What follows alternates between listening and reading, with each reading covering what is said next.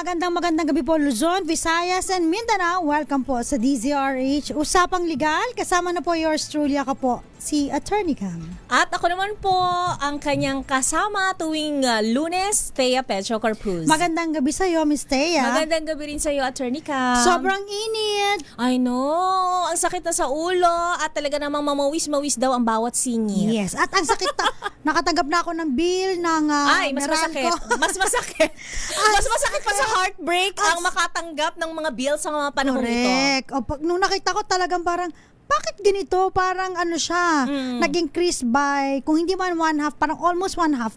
Doble talaga. Oo. Attorney Cam. 200%! Hindi naman 200%. Talaga ba? Sa akin parang 200%. Totoo ba? Sa akin, 50%. Ang nadagdag. Ang nadagdag. So kung halimbawa 1,000 dati, 1,500 ngayon. Kunwari. Oo. So 1,500. Pero kasi doon tayo sa makatotohanan. Halimbawa 3,000 halimbawa. Naging 6,000 ka ngayon. Ano? Naging 4,500 mga ganyan. Kung 6,000 ang ano mo, 12 ngayon. 9,000. Maging 12. Hala, 12,000 yun sa'yo. Hala, inverter ka ba? Hindi. Introvert. Kaya sobrang, alam mo, sa init ng panahon, parang iinit din yung ano mo, ulo mo kapag nakakarinig ka Totoo, Attorney Cam. ng mga ganito. Tsaka, Masakainit talaga ng ulo tapos alam mo magsisweldo na. Fairness. Viernes yan. Viernes. Sweldo na sa Viernes. Okay. Sa 29. 29. Tapos yung sweldo mo dadaan lang. Nga, Hindi mo malang natitigan, 'di ba? Talagang diretso bayad na. Oo nga. Paano ba yung gagawin natin? Paano pagkakasyahin ng mga bagay-bagay? Ang sikip-sikip. Kaya minsan yung mga mag-asawa nag-aaway sa mga gastusin. Isa yan sa mga pinaka-main topic Yes. ng diskusyon ng mga mag-asawa. Lalo kung hindi na kayang i-budget yung Mahirap na kasi mag-budget ang wala, Attorney Cam. yung pera, 'di ba? Na nauuwi ng mister mo. Yung iba dyan ang nangyayari, nangungutang na lang. Hindi ka naman, swerte kung may magpapahiram. At saka swerte kung halimbawa, naintindihan ng esposo mo, tapos okay pa rin kayo, pareho kayo nagbabayad. Pero what if hindi maintindihan, tapos ito yung mga rason kung bakit kayo maghihiwalay. Ay! Usapang hiwalayan na Diyos naman. me, hindi na naman nagkaunawaan, naghiwalayan na. Alam ba't ganun? Pag nagtatapik tayo, usapang hiwalayan. Wala ba tayong pang-usapang legal na nagbabalikan? Oo nga Ganyan, Attorney Cam? Kailan lagi naghihiwalay? Sige, next time, usapang balikan. Feeling ko meron yung balikan Feeling ko, Oo, may pwede batas naman yan. Wala lang, bila ako naisip. Halimbawa pagka nag-annul, pwede ba magpakasal ulit yung annulled couple? Diba? Oo. Pero Tapos, sa susunod na natin topic yan. Naalala ko yung movie, Alin? di ba? Yung palabas na, si One More Meryl Chance. Streep yun eh. Ay, si Meryl. Akala ko Ano local siya? eh. Tsaka nakalimutan ko na yung guy. So, ang nangyari, mag-asawa sila, nag-cheat yung lalaki. Tapos, mga lalaki talagang hilig mag-cheat. So, naghiwalay sila. Oo. Tapos, siya na yung naging kabit, yung dating original. Oh my God! Diba? Ay, Tapos, oo, naging oo, kabit na siya. Doon, Tapos, kasi tuwan-tuwa siya kasi. nagandihan niya. Nakaganti daw siya. Parang, I like, ano movie to? I forgot. Pakitext nga po sa amin kung anong movie to. Kasi si Diba? Meryl Streep. Pero maganda yung plot twist niya. Interesting. So yun, so mga nagkabalikan, pero iba na, no? Oo, iba na yung sitwasyon. Oo, siya Iba na na yung role mo. Yes, Oo. diba? So, usapang hiwalayan. At kapag usapang hiwalayan, so laging nababanggit divorce, Annulment, legal separation. Yes. Ang problem sa atin, ano bang Walang pinagkaiba divorce. ng mga ganyan? Nabanggit ni Missy, legal separation, annulment, divorce. Yan, ano ba ang pagkakaiba yun yan? Kasi sa divorce, wala sa Pilipinas yan, pero meron kasi tayong Sharia divorce. Okay. Sa mga ano yon, sa mga kapatiran nating Muslim. yan, Okay. Sharia divorce. Meron sila. Okay. So, meron sa Pilipinas, pero hindi siya applicable. Para sa Majorities. lahat. Oo, para Oo. sa atin. Unless otherwise, ikaw ay Nabibilang sa kanilang relihiyon. yes. Okay. So, pero sa atin, so dito lang tayo, focus lang tayo sa legal separation, And annulment. yun lang Yes. pagpipilian. Ang problema pa, ano bang pinagkaiba ng legal separation? Oo nga, Pag pinakinggan mo, di ba, parang legal na separation. tayo Paghiwalay. ay paghiwalay. Oo. Just so you know, everyone, kami we're po ay separated legally. Legal na maghiwalay. Pero, ayan, tingnan mo, Ayan. Anong title yan? It's complicated. Ang galing ni Het. Dahil dyan, meron ba yan sa Sa bigyan ng Netflix? jacket. It's complicated. It's complicated. Diba? Because that situation is really complicated and getting separated is really complicated. Complicated. So, ayun na nga. So, pag legal separation, pag pinakinggan mo, legal na paghiwalay. Pero sa mata ng batas, ang legal separation po, kasal pa rin kayo. Ay! Kasal pa rin. Bakit? Oo. So, paano yun? Kung kasal pa rin kayo, hindi kayo pwede mag-asawa ng iba. oo. Or tawag dito. Jowa? Oo. Unless hindi niyo papaalam. Secret! So, bawal pa kayo magpakasal sa iba. Bawal pa. Ano silbi ng legal separation, attorney ka? Pag legal separation kasi, hiwalay lang sa kama. Ibig sabihin, wala nang hiwalay ng bahay. Walang labing-labi. Hindi na kayo magkikita. Paano yung syempre yung mga needs mo? Tapos bawal ka pang jumowa. Paano nga yung needs mo na Diba? yan? Nakakainis yung mga needs. Sabi nila, siguro ano naman to? Dalawang to, bakit may Anong needs? needs yan? Anong needs? Mga physical needs, affection. Intimacy. So, pag legal separation, bawal. Hindi na, wala na. Kasi separation from board and bed. Bahay tsaka kama. So, saan nga, so yung mga couples na nagkaroon ng legal separation, where can they, hindi ko masabi claim or where can they get some pleasure? Sarili nila. Well, legally. Pero sa sarili lang nila. Who are we to control? Who are we to control naman din, 'di ba? Hindi naman din natin alam. Mali natin, nagko-cohabit na sila sa iba. Diba? Ay, bawal 'yun. Bawal 'yun. So, halimbawa kasi kasal pa sila eh. So, halimbawa ako 'yun. Attorney ka, tapos nag-legal separation. Tandaan mo babae ka, 'di ba? Babae ako. Ikaw yung naghanap. Babae ba ako? Baka trans ka na, bakla ka. Naguluhan na. Halimbawa, naghanap ka ng... Ako ba yung maghahanap? Sige, ako na lang maghanap ka ng needs. Sige, ako na lang maghanap. Tandaan mo, a single intercourse consummate the crime of adultery. Na-consume na. Pwede ka makasuhan ng adultery. Kasi hindi pa nga kayo hiwalay. Legally. Pero legal separation. Yun pa lang yun. Pero kung gusto mo talagang magkaroon ng bagong pag-ibig. At pangalawang gloria. At makarating sa ikapitong bundok? Sa rurok ng tagumpay. Ikapitong gloria. Grabe naman yung rurok ng tagumpay. So, kailangan mag-anal ka. Annulment yan. Magkano may presyo ba? May kaibahan ba? Dati may mga range yan. Pag usual, parang 350 to... For the legal separation alone? For the annulment. Ngayon medyo tumaas na, depende sa abogado at saka depende kung gaano kahirap yung kaso. So usually, baka ngayon mga 500,000, nakalahating million para makipaghiwalay ka. Magkano ako magpakasal? Ay, libre nga sa kasalang bayan eh. Diba? Tapos yung civil wedding, magkano lang din naman yan, diba? Kapakain ka lang. Tapos kahit hindi ka na magpakain, kayo lang diba? Tapos gastos ka na 500,000. Unless otherwise, mga mayayaman na mga bongga ang kasal. Bonggahan. Congratulations nga pala kay Miss Jessie Gia Mendoza. Congratulations. Kay Rocky Terra na kinasal. Na bongga ang kasal. Diba? Ang daming pagkain ba? Syempre naman. At may paputukan. Ay, may putukan na naman. Bongga. Fireworks. Of course. Ayan. Congratulations. Congratulations sa lahat po ng mga bagong kasal. Yes. At sa mga nagbabalak na magpakasal. At magpasakal. Ito po siguro ay magandang topic para sa inyo. Aralin ninyo, 'di ba?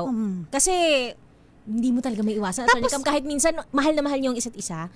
Minsan nauubos ang pagmamahal. Talaga ba? Pang yung background. Hindi kasi bakit isinasabatas natin ang paghihiwalay kung hindi naman siya naiisip ng mga nagsasama ng mga mag-asawa, 'di ba? So ang legal separation, magkano ginagastos dyan? Ay, not so sure. Ayoko na magbigay ng number. Sabi na, ikaw talaga, attorney, bigay ka ng bigay, mamaya. Nakikipaghagal pa yung kliyente. Depende yan sa abogado tsaka sa hirap ng kaso. Okay. So, punta tayo sa annulment. Ang problema natin sa annulment. Okay, annulment. Ano yan? Pag gusto mo talaga void ab initio, walang bisa ang kasal. Walang bisa. Annulled talaga. Wala na. Dissolve na yan. Pag sinabi natin ng declaration of nullity of marriage, iba yun sa petition for annulment. Yung annulment na merong valid yung kasal nyo, pero may grounds para ma-invalid siya. Yung unlike yung sa may void ab initio, simula pa lang, wala nang bisa. Wala na talagang bisa. Ano yung wala na talagang bisa to begin with? Ayan, kasama na dito yung pinag-uusapan natin na psychological incapacity. Dyan papasok. Ito yung papasok. Psychological incapacity. Ano yung psychological incapacity, attorney ka? Pag unang pinakinggan mo siya, in a layman's term, anong naiisip mo? Pasintabi sa salita. Oo naman. Pasintabi sa salita. Kasi ako halimbawa, layman's nga di ba kantong wala sa katinuan ng Yan. pag-iisip. Parang pag-isipan mo, sabi na, ano ba to? Kurung-kurung ba to? kurung yan. Nalaglagan ng screw? Ay, mga ganun. Maluwag diba? ang tornilyo. Yan. Ganyan. Nalaglagan ng screw. Saan ba natin nakukuha yung mga term na to? Pasensya na po kayo. Ano ba, yung baliw, parang gano'n. Wala, ano ba? Hindi normal. Yan. Hindi normal ang kanyang kaisipan. So, yung parang yung akala mo yun yung psychological incapacity. So, ano? So, pag halimbawang dalawa kayo, Okay. sino sa atin ang may psychological incapacity? Oo nga. Ibubugton mo ba sa akin? Yung dapat pa babae o lalaki? Or both? Yes, pwedeng Pwede ba both. both? Oo. Pwedeng both. Both nyo na. Total, kaya nga kayo nagka-problema kasi may saltik kayo parehas. Oo, Hindi diba? nag-match yung saltik ninyo, di ba? Kasi alam mo, kaya sa atin mahirap yung patunayan itong psychological incapacity. Because? Kasi maraming mga landmark cases. Mamaya, isa-isay natin. Yung mga dinesisyon na ng Korte Suprema, kung saan nilalagay nila yung mga sirkumstansya kung paano madedeclare na ang isang Pagsasama? spouse, ang isang spouse, o both spouses, ay psychologically incapacitated. Yes. Okay. So, yun yung, ito yung gasgas na gasgas. Kasi, bakit ko sinabing gasgas? Ang Bakit? petition for annulment kasi, lagi yung parang may prescription. May prescription. Parang, kailangan ma-file mo within 5 years. Tawag namin yung prescriptive period. Okay. So, pag di mo na-file tong mga to, paso na. Hindi mo na siya pwedeng magamit. Alin Eh, yung mga usually, file attorney kami? Halimbawa, yung consent na hindi nakuha yung consent ng parents, ganyan. Kapag below 21 years of age, mga so, may mga ganon. So, kung halimbawa hindi mo siya ma-file ng ganito, o kaya, under the influence, yung parang pikot. Oo. So, kung wala na yung pikot. Lasing po ako nun eh. Hindi ko alam. Kayo bakit natin akala ko jowa ko yung... Tinutukan po ako eh. Oo. Nakutsilyo ng tatay, kaya napilita kami magpakasal. Oo. Sabi niya, itong 5 milyon, pakasalan mo ang anak ko. Baligtad, di ba? Yung iba, layuan mo ang anak ko. Itong 5 milyon, pakasalan mo ang anak ko. Tanggalin mo na to sa amin para wala sa... Kunin mo na siya sa amin. Meron ako kakilala, sabi niya. Ano? Alam mo, yung in-law, Okay. napakasarap ng pakiramdam na yung anak daw niya ay nawala sa kanya. Nabunutan ng tinig. Nabunutan ng tinig. Sabi naman ng asawa, Napunta sa akin ang punyal. Para ako sinaksak. napunta po sa akin ng tinig. Lasinggero kasi parang gano'n. Parang gano'n. Now, I'm curious, Attorney Cam, pwede ba yan maging grounds for psychological incapacity, yung magiging lasanggero? Depende nga, mamaya kasi maraming mga variables and factors yes, na para pwede i-consider. Okay. Yung mere inom kasi, hindi naman siya talagang masasabi mo na meron siya psychological incapacity. In fact, di ba may mga iba talaga na parang occasional nila inom. Oo. Depende kung ano. Kung araw-araw yung okasyon. Umaga hanggang gabi, no? May 24/7, tapos breakfast, lunch, dinner yung okasyon. diba? Oo. To the point na nakakalimutan niya na yung kanyang mga marital obligation sa pamilya. So, may mga ganyan. Okay. Marital obligation. So, kanino mo kunin ang marital obligation kapag legally separated or annulled na kayo? Diba? Kaya kung ikaw, Miss Thea, diba? Halimbawa, kung magpapakasal ka na. Okay. Ayan. Papaano kung halimbawa, ano lang yung mga grounds mo para makipaghiwalay sa kanya? I mean like, not grounds na legal ha. Yung parang, bakit mo siya iiwan?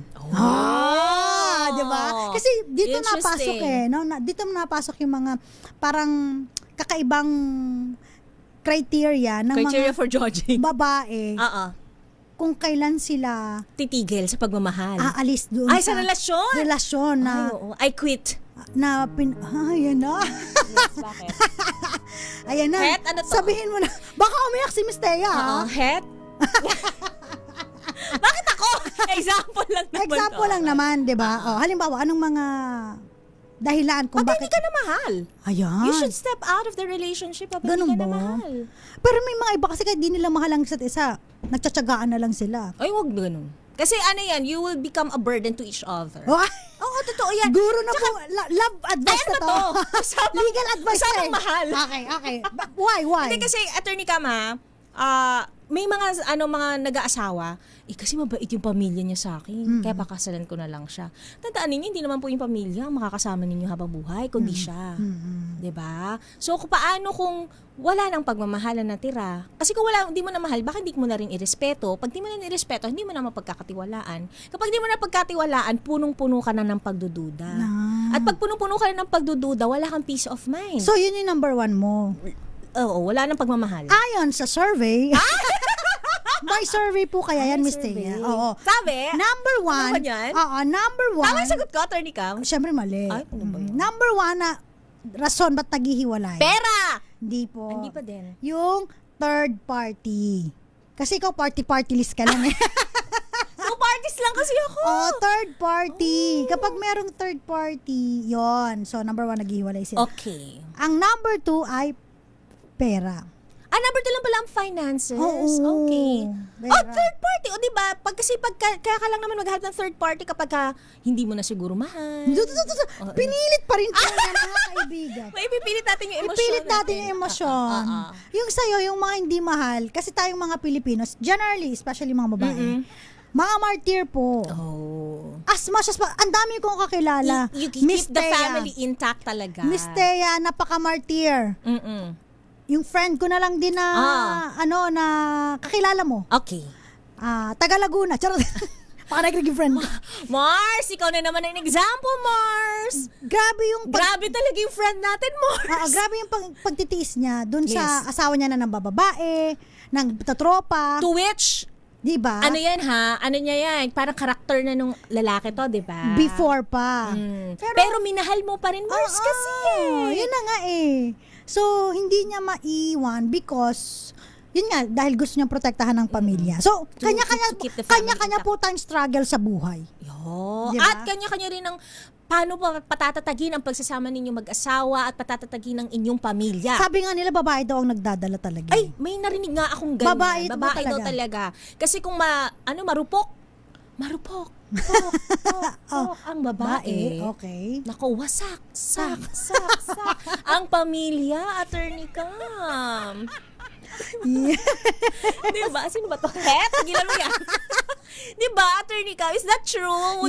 Would you agree? Yes, oo. Kasi kaya nga ilaw ng tahanan ng babae. Tagapagbigay na liwanag. Ano yung kabet? Anay ng tahanan. Ay, hindi. Ano sila? Hindi yan anay ng tahanan. Nuno sa punso. Nanggugulo lang yan sa labas. Dapat niya pinauusukan para magtino. Ganon. Wag mo pinapapasok sa tahanan mo ang nuno. Okay. Basbasan mo, linisin mo, Okay. ganyan. Itaboy mo yan. 'Di ba? Kaya ilaw ng tahanan. Okay. Oo. So, yung mga nuno sa punso, keep it away sa haligi ng tahanan para Yes. hindi maaanay ang tahanan. Sa bagay, di ba? So, marami tayong mga kakilala na pinoprotektahan pa rin. Kahit na marami silang grounds for annulment.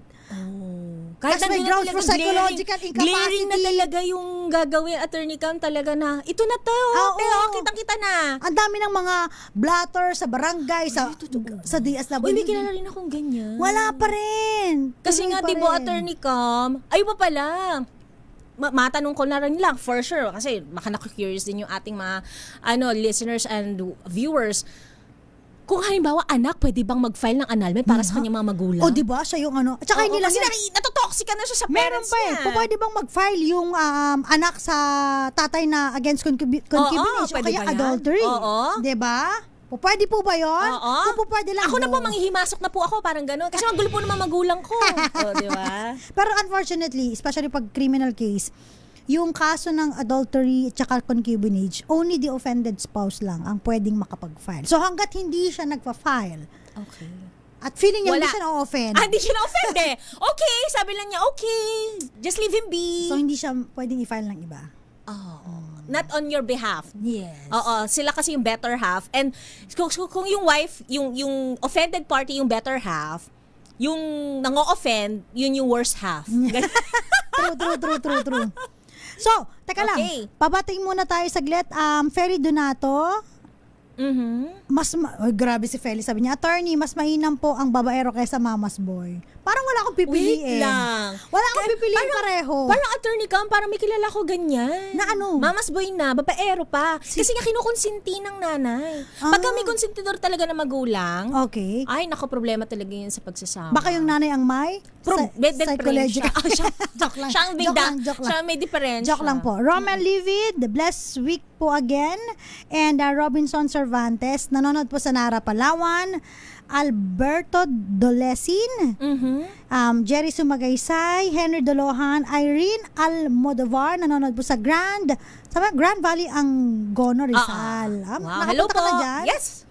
Kay Papa Will and Mama Jovita, magandang gabi po. Kay Hello po. Tita Connie Vista, ayan, of course, dyan sa may Vira Catanduanes, Mayabel, magandang gabi po. And Arlinda Agloco dyan po sa may Ilocos Norte. Ito si Miss Teresita, shout out din. Sabi niya, nababasa ko nga po, psychological incapacity ang madalas ginagamit. Kasi ito na lang talaga yung pwede mong gamitin. Gasgas na gasgas, no? Gasgas na Kastado. Sabi no, psychological incapacity. Ha? Ako na naman! Ako na naman! Alam mo, I forgot. Ang dami pang factors dyan na pwede niyong gamitin. Bakit ako na naman? I forgot yung laging gasgas na ginagamit din sa Amerika, ng mga Hollywood. Ano? Ano ba yung term nila kapag naghihiwalay sila? Irreconcilable. Difference. Yan, di ba? Irreconcilable differences. Ibig sabihin, parang hindi na sila Match. Oo. Hindi na aligned yung kanilang goals in life. Yes. Kaya irreconcilable. Hindi na kami mapagbabate. Hindi kami magbabate. Kaya paghiwalay nyo na kami kasi walang bati-bateng mangyayari. ganon. Dahil sa aming mga diferensya. Diferensya sa pag-uutak, diferensya sa pag...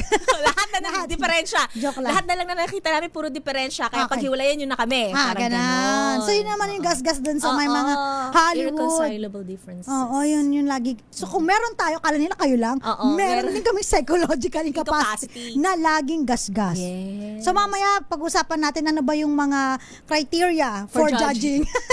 Kung paano ka Kung madedeclare. anal ka, wait lang, attorney ka, pwede bang halimbawa, you're filing for annulment, but you were just given legal separation? Is that possible? O kung ano yung in-apply mo, yun talaga Yun talaga yun. That will Oo. be decided on. Yes. So Okay. pwede kang mag-start muna sa legal separation, then later on Little you by little, file the annulment. Oh. Yan. Babalik po tayo, ilang po muna mga paalala dyan lamang po kayo.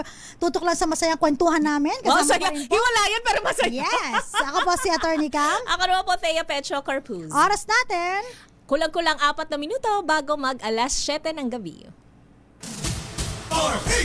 Si Ma'am